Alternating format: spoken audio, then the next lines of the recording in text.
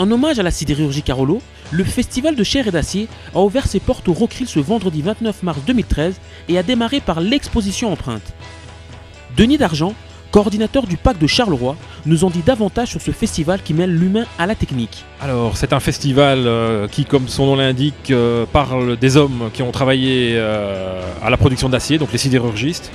Avec le Rockrill et Présence Action Culturelle pour qui je travaille, on a voulu mêler dans un festival un peu pluridisciplinaire à la fois un hommage à travers une exposition créée par les anciens sidérurgistes eux-mêmes ou par des gens qui sont assez passionnés par le sujet et à la fois des activités plus culturelles de type concert, etc. avec chaque fois un fil rouge qui est la musique industrielle dans un lieu qui est évidemment un lieu de mémoire industrielle, quoi. La sidérurgie n'est pas morte à Charleroi, il reste encore, que ce soit à Péram ou Industille, des pôles de compétitivité industrielle très forts, sidérurgique très forts à Charleroi. Malheureusement aussi un déclin et sans doute pour nous quelque chose qui se passe un peu trop de manière silencieuse, quoi.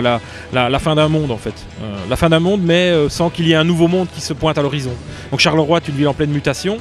Elle a perdu au cours des dernières décennies un peu son fer de lance industriel et tous ces gens qui travaillaient, un travail de masse.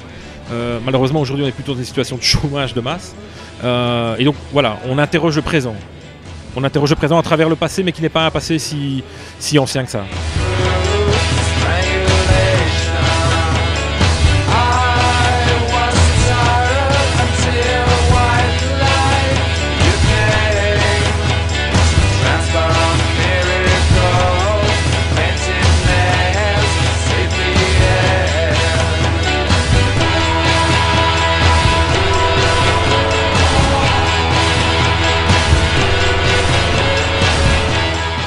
Mais le Festival de Chair et d'Acier, c'est avant tout faire appel à d'anciens sidérurgistes et de les faire témoigner de l'expérience qu'ils ont vécue.